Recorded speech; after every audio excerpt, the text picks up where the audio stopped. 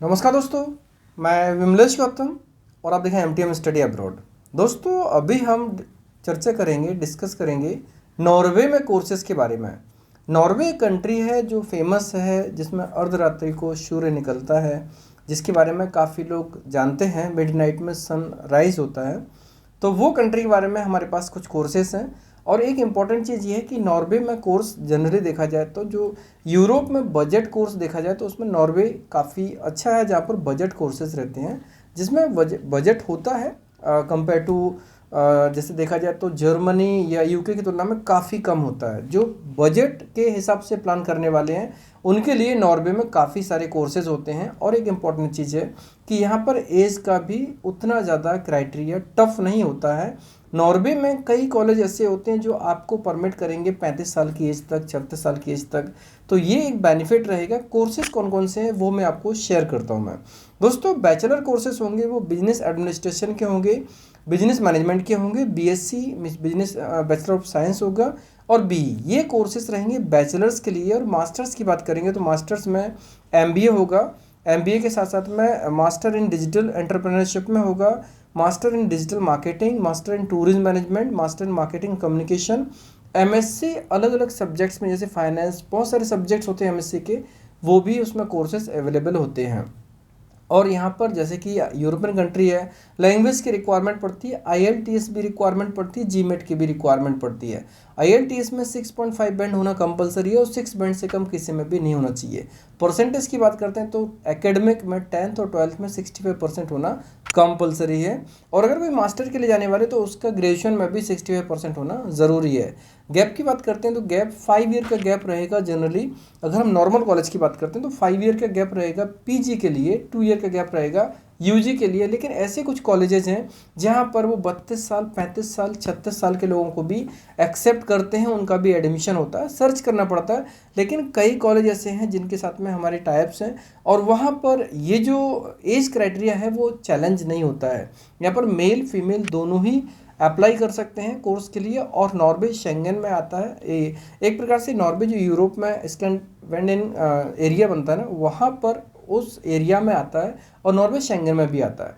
तो सबसे इम्पॉर्टेंट चीज़ है कि ये जो नॉर्वे में एंट्री करने के बाद आप 27 कंट्रीज़ में भी जा सकते हैं।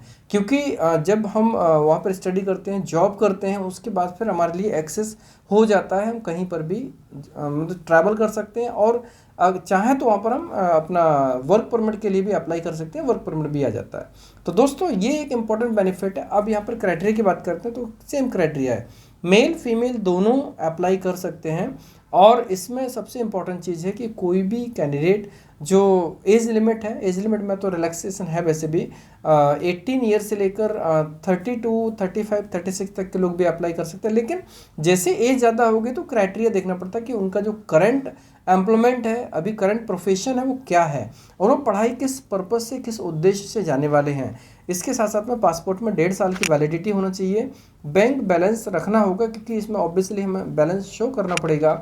फीस जो लगती है उतना फीस के पास, उनके पास बजट होना चाहिए, प्लस उसका जो भी रहेगा फाइनेंस कैसे मैनेज करना है वो उनको करना होगा। और पीसीसी निकल जाना चाहिए। ये चीज़ें इंपॉर्टेंट है। और बर्थ सर्टिफिकेट की रिक्वायरमेंट होती है, सेम रिक्वायरमेंट रहती है जो सब में रहती है। कोई भी स्टूडेंट अभी अप्लाई करेंगे, सितंबर इंटेक के लिए हम इसमें आवेदन ले सकते हैं। मई 15 तक कोई भी कैंडिडेट अप्लाई करेंगे उनको हम एक्सेप्ट कर सकते हैं। अगर मई 15 के बाद कोई आता है तो उसका आवेदन सीधा जैन इंटेक के लिए जाएगा, जैन 24 इंटेक में जाएगा। तो कोई भी स्टूडेंट जो अभी चाहते हैं अभी अप्लाई करना, वो अभी 15 मई तक आ सकते हैं। और एक इम्पॉर्टेंट चीज़, यहाँ पर नॉर्वे में सिर्फ स्टूडेंट ही नहीं जाते हैं, नॉर्वे में ऐसे लोग भी जाना चाहते हैं जो लोग एक्चुअली पढ़ाई का तो सहारा लेके जाने वाले हैं, लेकिन वहाँ पर उनको जॉब करना है। तो ये जो कोर्सेस हैं उनके लिए एक सहारे का काम करेंगे, एक आलम्बन का काम करेंगे, एक सीढ़ी का काम करेंगे। अगर वहाँ पर जाके कोर्स करते हैं, उसके हिसाब से कुछ जॉब करते हैं, फिर वो कंटिन्यू कर करके वहाँ पर पीआर बन जाएगा, पासपोर्ट बन जाएगा। बहुत सारी चीज़ें होती हैं जो आगे वाली स्टेप्स होती हैं, वो डे 1 पर सारी चीज़ें नहीं होती हैं, लेकिन सीढ़ी बन जाती है। उसके बाद आगे चलकर सेम स्टेप पे चलेंगे ना, तो डेफिनेटली उनको लॉन्ग टाइम करियर बनाने का मौका मिलेगा, लॉन्ग टाइम फ्यूचर बनाने का मौका मिलेगा। दोस्तों, आपने देखा होगा यूरोप में करियर कितना इंपॉर्टेंट होता है। और ख़ास तौर से इनकम के उद्देश्य से देखा जाए तो यूरोप डेफिनेटली एक ऐसी जगह है जहाँ पर सब कोई जाना चाहते हैं।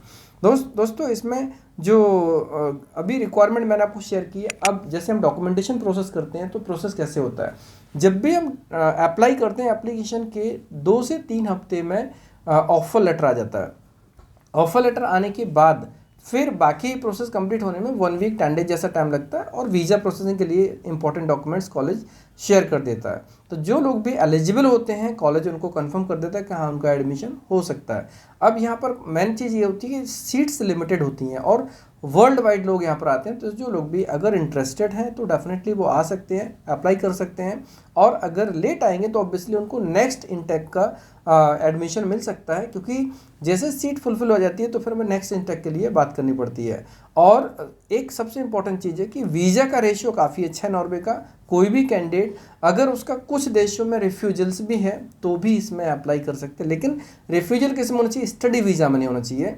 अगर किसी का रिफ्यूजल विजिट वीज़ा में है, वर्क परमिट में है, अगर वो जाना चाहते तो उनको भी प्रावधान है, वो जा सकते हैं नॉर्वे, उनका वीज़ा लग सकता है। दोस्तों ये टोटल इन्फॉर्मेशन मैंने आपको शेयर की। अगर आपको ये इन्फॉर्मेशन, ये कोर्सेज पसंद आए हों, अच्छे लगे हों, तो अपने दोस्तों में फॉरवर्ड कर सकते हैं, अपने क्लासमेट कलीग्स को फॉरवर्ड कर सकते हैं, जिससे कि रिलेवेंट लोग इसका लाभ ले सकते हैं। जो इंटरेस्टेड होंगे, जो एलिजिबल होंगे, वो इसमें अप्लाई भी कर सकते हैं। आप हमारे अपडेट्स के लिए इंस्टाग्राम, टेलीग्राम और फेसबुक पेज को भी ज्वाइन कर सकते हैं MTM स्टडी अब्रॉड के नाम से, और वहाँ पर आपको सारी इन्फॉर्मेशन मिल जाएगी। दोस्तों वीडियो कैसा लगा, पसंद आया तो लाइक कीजिए, कमेंट्स कीजिए, शेयर कीजिए। हमारे वीडियोस को लगातार देखने के लिए चैनल को सब्सक्राइब कीजिए, घंटे वाला ऑप्शन जरूर दबाएं, जिससे कि आपको आने वाले सारे वीडियोस के नोटिफिकेशन सबसे पहले मिलेंगे। धन्यवाद।